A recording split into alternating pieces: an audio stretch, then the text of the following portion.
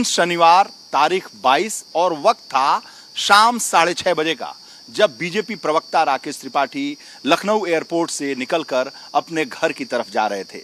और इसी बीच ट्रैफिक के सब इंस्पेक्टर आशुतोष त्रिपाठी ने उनकी गाड़ी को रोक ली और गाड़ी रोककर, जैसा कि राकेश त्रिपाठी का दावा है, झंडा लगा होने की वजह से उन्होंने अपमान किया। और झंडा भारतीय जनता पार्टी का, उन्होंने परिचय दिया कि वो भारतीय जनता पार्टी के प्रदेश प्रवक्ता है। तो राकेश त्रिपाठी को गाड़ी से उतार लिया गया।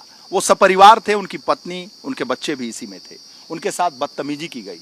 जब शिकायत ऊपर तक पहुंची तो त्रिपाठी जो सब इंस्पेक्टर, उसे निलंबित कर दिया गया। लेकिन राकेश त्रिपाठी ने उस दिन तय किया कि वो भारतीय जनता पार्टी के झंडे को अब उतार देंगे। तो इस गाड़ी से उन्होंने भारतीय जनता पार्टी के झंडे को उतार दिया।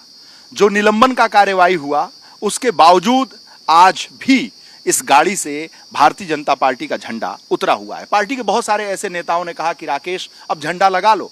तो पार्टी के बड़े नेताओं से राकेश त्रिपाठी ने कहा कि आप गारंटी ले लीजिए कि झंडा लगाने के बाद अब भारतीय जनता पार्टी के कार्यकर्ताओं के साथ अपमान नहीं होगा। तो ऐसे में कोई जवाब नहीं था भाजपा के बड़े नेताओं के पास, मंत्रियों के पास। फिर राकेश त्रिपाठी ने कहा कि मैं झंडा नहीं लगाऊंगा। और आज जब मैं बता रहा हूं, उस वक्त भी भारतीय जनता पार्टी के प्रदेश प्रवक्ता राकेश त्रिपाठी की इस गाड़ी में झंडा नहीं लगा हुआ है। झंडा उतार कर रखा हुआ है ताकि उनका जो आक्रोश है वो ये कहता है कि भाजपा का झंडा होगा तो आगे भी उन्हें अपमान सहना पड़ेगा। तो न झंडा रहेगा न अपमान होगा। तो ऐसा हाल है भारतीय जनता पार्टी के नेताओं और कार्यकर्ताओं का। पार्टी नेताओं और कार्यकर्ताओं का अपमान करने वाले अधिकारियों का तबादला हो रहा है, उनका निलंबन हो रहा है, उन्हें सचिवालय में संबद्ध किया जा रहा है। क्या कहेंगे चुनाव के बाद? देखिए, कोई भी ब्यूरोक्रेट हो, कर्मचारी हो, अधिकारी हो, सबकी जवाबदेही जनता के प्रति है। और अगर जनता के साथ किसी प्रकार के व्यवहार में कोई ऐसी आचरण प्रस्तुत किया जा रहा है जो अपेक्षित नहीं होगा, तो निश्चित तौर पर उसका संज्ञान भी लेंगे और कार्रवाई भी होगी। सबकी जवाबदेही जनता के प्रति होनी चाहिए और जनप्रतिनिधियों का अपमान करना, उनका सम्मान न करना, जनता का अपमान करना है। ये बात सबको समझनी होगी। और जो भी अपने दायित्वों का पालन नहीं करेंगे, उदासीनता बरतेंगे, शासन के प्राथमिकताओं को ध्यान नहीं रखेंगे, निश्चित तौर पर शासन उन पर कार्रवाई करेगा।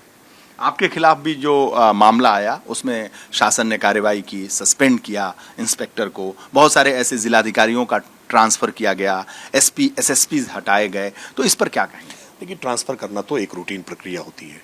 क्योंकि चुनाव मॉडल कोड ऑफ कंडक्ट लगा हुआ था, मॉडल कोड ऑफ कंडक्ट के कारण बहुत सारे अधिकारी जो लंबे समय से जमे हुए थे, उनका स्थानांतरण नहीं हो सका था। उनका स्थानांतरण करना, और इस समय स्थानांतरण का समय चल रहा है जिसमें हर विभाग में स्थानांतरण किए जा रहे हैं। लेकिन ये बात सही है कि कार्यों का आकलन होता है, प्रभारी मंत्री है, उनकी रिपोर्ट्स होती हैं। जहां कहीं भी कार्यों में उदासीनता है, लापरवाही है, शिथिलता है, तो ऐसे अधिकारियों को अलग दायित्वों पर रखा जाता है, उनको महत्वपूर्ण दायित्वों से हटाया जाता है। ये प्रक्रिया है और इस प्रक्रिया का पालन होता रहेगा। तो मुख्यमंत्री ने जो ये प्रक्रिया अपनाई है और चुनाव का जो विश्लेषण और समीक्षा करने के बाद अधिकारियों पर गाज गिर रही है, जो पार्टी के नेताओं कार्यकर्ताओं का अपमान करने वाले अधिकारी हैं, उनको दंडित किया जा रहा है। इस पर भारतीय जनता पार्टी के प्रवक्ता, भारतीय जनता पार्टी के एक कार्यकर्ता के नाते आप क्या विचार व्यक्त करें? देखिए, केवल नेताओं के प्रति अपमान का मसला नहीं है, कार्यकर्ताओं के ही केवल अपमान का मसला नहीं है। नेता और कार्यकर्ता भी जनता के प्रतिनिधि हैं, जनता की बात रखते हैं। महत्वपूर्ण यह है कि जनता की समस्याओं का समाधान हो रहा है या नहीं हो रहा है। और अगर कहीं किसी प्रकार की शिथिलता बढ़ती जा रही है, किसी प्रकार से शासन के कार्यों को प्राथमिकता पर नहीं रखा जा रहा है, तो निश्चित तौर पर ऐसे अधिकारियों को दंडित भी किया जाएगा। ऐसे अधिकारियों को उनकी प्राथमिकता की पोस्टिंग से हटाया भी जाएगा, उनको महत्वपूर्ण जिम्मेदारियों से विरत किया जाएगा। क्योंकि सबकी जवाबदेही जनता के प्रति है। हम जनता का जनादेश पा करके आए हैं, जनता की सेवा करने का हमारा उद्देश्य है और जनता की सेवा में जो भी बाधा बनेगा, निश्चित तौर पर उस बाधा को दूर किया जाएगा। और जब ये प्रक्रिया शुरू हो गई है तो इसका आप स्वागत करेंगे? निश्चित तौर पर जनता को ज्यादा से ज्यादा सुविधाएं मिले, उनकी सेवा हो सके, हमारे इस उद्देश्य में हर प्रकार के जो कदम उठाने होंगे वो कदम उठाए जाएंगे। क्योंकि जनहित सबसे आवश्यक है।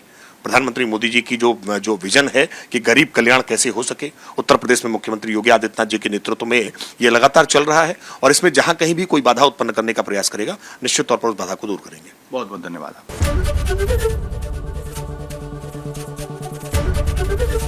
एबीपी गंगा, खबर आपकी, जुबान आपकी।